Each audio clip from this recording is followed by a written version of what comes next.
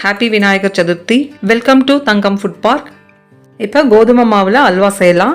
எந்த கப்பில் கோதுமை மாவு எடுக்கிறோமோ அதே கப்பில் எல்லா பொருட்களையும் அளந்து எடுத்துக்கோங்க.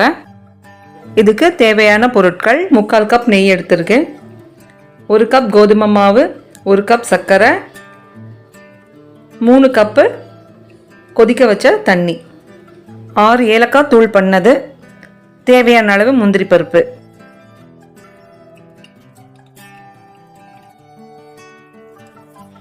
அடுப்பை மீடியம் ஃப்ளேமில் வச்சு பொறுமையாக செய்யுங்க. ரொம்பவே சூப்பராக இருக்கும். ரொம்பவே சூப்பரான இன்ஸ்டன்ட் அல்வா ரெடி ஆயிடுச்சு. இது ஒரு 10 நிமிஷத்துலேயே செஞ்சிடலாம். நீங்களே இதை வீட்டில் ட்ரை பண்ணி பாருங்கள். தேங்க்யூ.